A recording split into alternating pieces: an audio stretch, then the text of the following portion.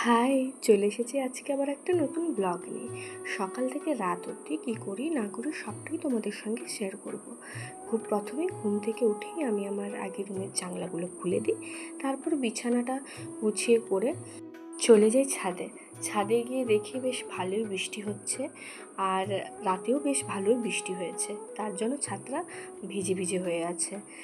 চলো তোমাদের এই বৃষ্টি ভেজা ছাদটা একটু ঘুরিয়ে দেখাই।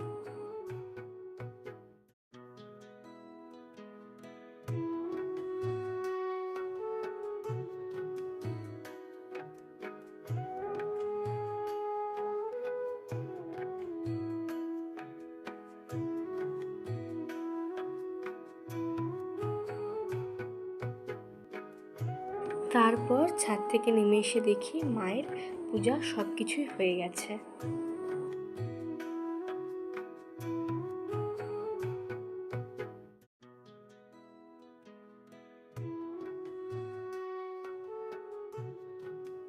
তারপরেই আমি ফ্রেশ হয়ে এসে দেখি মা এখানে বোনের জন্য ভাত আর আলু সিদ্ধ বসিয়েছে। তার আগেই মার অনেক রান্নাও হয়ে গিয়েছিল, আর যেহেতু আজ আমাদের নিরামিষ তার জন্য বেশি কিছু রান্না হয়নি। এখানে মা করেছে আলু ভাজা, পটল ভাজা আর বেগুন ভাজা, এটা দিয়ে বোন খেয়ে যাবে। কিন্তু এখানেই শেষ হয়নি, আরও একটা রান্না বাকি আছে, ওটা আমি একটু পরে দেখাচ্ছি। কিছুক্ষণ পরে এসে দেখি মার এখানে ভাতটাও হয়ে গেছে, আর মা ভাতের মারটা ঝরিয়ে নিল। তোমরা ভাবছো তো এই ভাতের ওপরে কি আছে, ওটা কিন্তু কারি পাতা। আমার মা কি করেছে, কারি পাতাও ভাতের সঙ্গে দিয়ে দিয়েছে।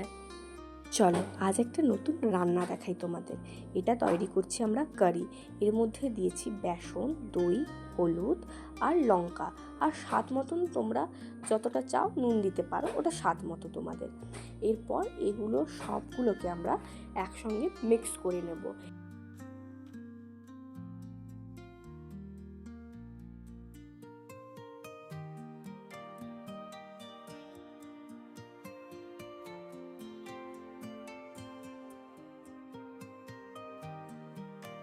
আশা করছি তোমরা বুঝতে পারছো কেমনভাবে ব্যাটারটা তৈরি করতে হবে। এরপর এসে দেখি বাবা অনেক কিছু বাজার করে এনেছে। দেখে নাও কী কী এনেছে। এখানে নিমকি, ঝুরি ভাজা, দুধ 2 প্যাকেট, টমেটো আর বিস্কুট 2টো, একটা আম এনেছে, আর সেই সঙ্গে টোস্ট বিস্কিট, যেটা মা কিন্তু আগেই ভরেছিল ডিব্বাতে, কিন্তু আমি বললাম যে ভিডিও করব, তাই জন্য আবার রেখে দিল।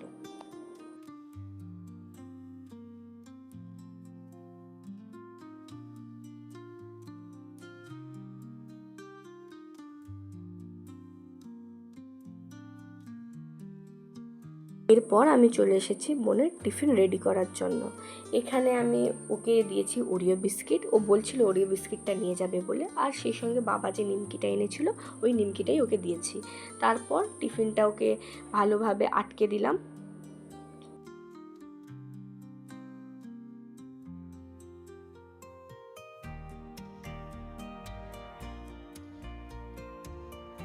আমার মা চা খেতে খুব পছন্দ করে, তাই জন্য এখানে মা চা তৈরি করছে। চা খাওয়ার পর আমরা তারপর চলে যাই কিচেনে গিয়ে এখানে মা তৈরি করছিল কারি। তাহলে দেখে নাও কীভাবে কারিটা রান্না হয়। প্রথমে কড়াইতে তেল গরম করে নেব, সেখানে 2-3টে শুকনো লঙ্কা দেব, আর দেব জিরে দেওয়ার পর এটাকে ভালোভাবে একটু নাড়াচাড়া করে নেব।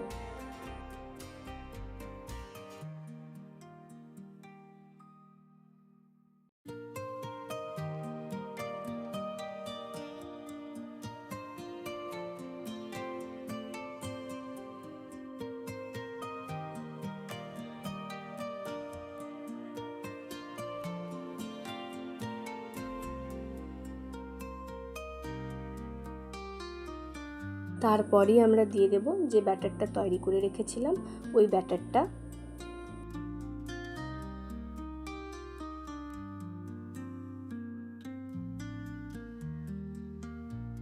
তারপরেই এটাকে ভালোভাবে নাড়াতে থাকবো, নাহলে এটা কেটে যাওয়ার ভয় আছে। দেখতে পাচ্ছ এটা কতটা গাঢ় হয়েছে। এটা হয়ে এলেই আমরা নামিয়ে নেব।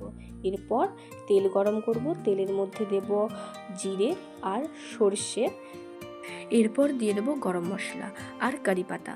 গরম মশলাটা আগে থেকে করে রাখা হয়েছিল, কিন্তু ওটার আর ক্লিপ তোলা হয়নি, তাই জন্য ওটার ভিডিওটাও দিতে পারিনি। এরপর আমরা এটাকে ভালোভাবে গরম করে ওই কারিতে দিয়ে দেবো।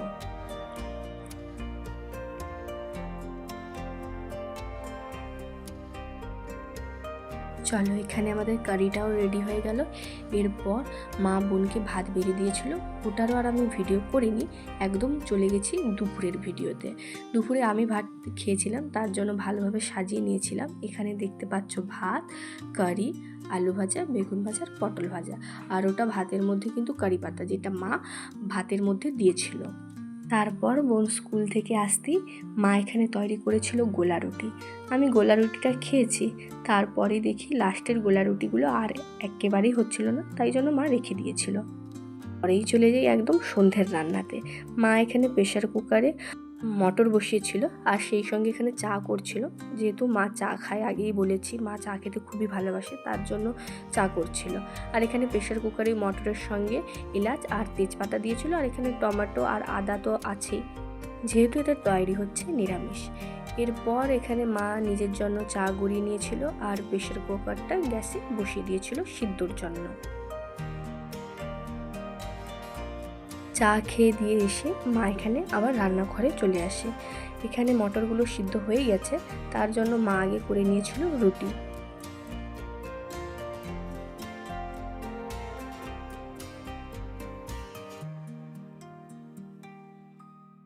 হয়ে যাওয়ার পর মা এখানে ঘুগনিটা কড়াইতে বসিয়ে দিল। দেখে নাও কীভাবে তৈরি হচ্ছে। এখানে কড়াইতে এলাচ, দারুচিনি, লবঙ্গ দিয়েছিল, আর এদিকে তো আদাটা বেটেছিল। আর এগুলো ভালোভাবে ভেজে নিয়ে এগুলোকে গুঁড়ো করে নিল। এরপর তেলের মধ্যে চিনি দিয়েছিল, ওটা শুধুমাত্র রং আনার জন্য, তোমরা দিতে পারো আবার নাও দিতে পারো।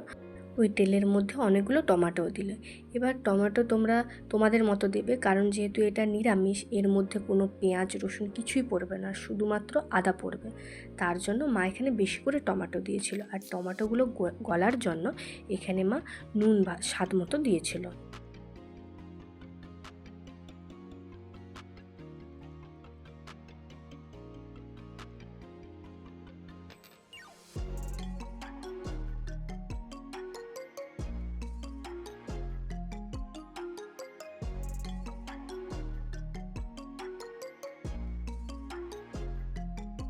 তারপরে অল্প লঙ্কা, হলুদও দিয়েছিল।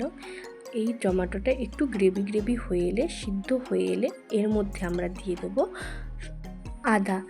এরপর এটাকে ভালোভাবে নাড়াচাড়া করতে হবে। একটু গ্রেভি গ্রেভি হয়ে আসার পর তেল ছাড়লেই আমাদের দিয়ে দিতে হবে ওই সিদ্ধ করা আলু আর মটরগুলিকে।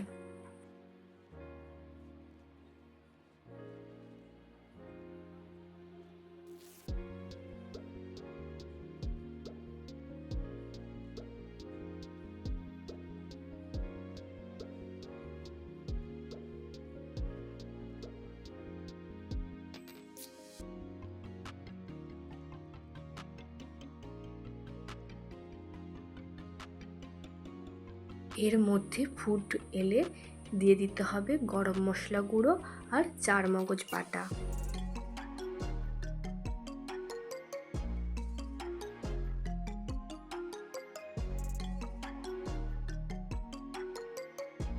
চলো, এই রেসিপিটা একদম তৈরি হয়ে গেল। এরপরই আমি রাতে জন্য খাবার বেড়ে নিয়েছিলাম, ওই ঘুগনি আর রুটি। চলো বন্ধুরা, আজকে ব্লগটা তাহলে এখানে শেষ করছি, পরের ব্লগে আবার দেখা হবে।